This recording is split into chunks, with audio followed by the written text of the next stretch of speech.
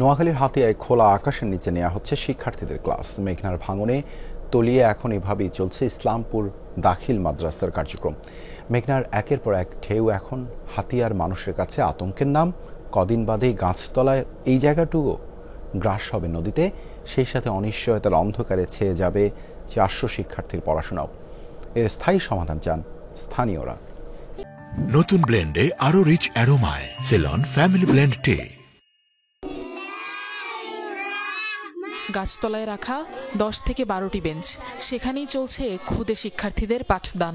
নদী ভাঙনে প্রতিষ্ঠান বিলীন হওয়ায় ঠাঁই হয়েছে মাদ্রাসার প্রধান শিক্ষক আব্দুল আহাদের ভিটায়। অথচ নোয়াখালীর হাতিয়ার ইসলামপুর দাখিল মাদ্রাসার নিজস্ব টিনশেড কক্ষ ছিল 400 শিক্ষার্থী। গেল কয়েকদিন ধরেই ভাঙছে মেঘনার পাড়, বিলীন হচ্ছে হাতিয়ার ছোট বড় স্থাপনা, সংকীর্ণ হচ্ছে বসতি। এমন ভাঙনেই ইসলামপুর দাখিল মাদ্রাসার 150 শতক জমি গেছে নদীতে, তলিয়ে গেছে মাদ্রাসার শ্রেণীকক্ষ, মাঠ আর গাছপালা। এরপর থেকেই ব্যাহত হচ্ছে পাঠদান, দিন দিনই কমছে শিক্ষার্থীর সংখ্যা।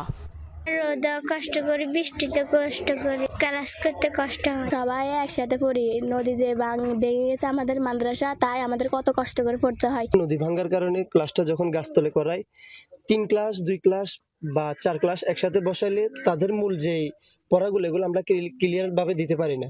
কয়েকটি বেঞ্চে একসাথে চলছে ক্লাস, এদিকে ভাঙন অব্যাহত থাকায় শেষ সম্বল প্রধান শিক্ষকের ভিটা মাটিও রয়েছে হুমকিতে। এমন পরিস্থিতিতে শিক্ষার্থীদের শিক্ষা জীবনও পড়েছে অনিশ্চয়তায়।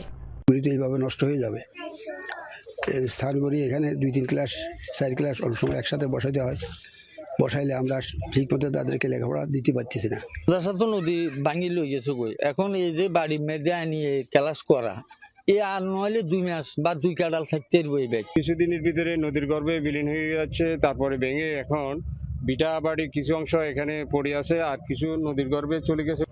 ভাঙন রোধে এরই মধ্যে ঊর্ধ্বতন কর্মকর্তাদের ব্যবস্থা নেয়ার কথা জানিয়েছে পানি উন্নয়ন বোর্ড।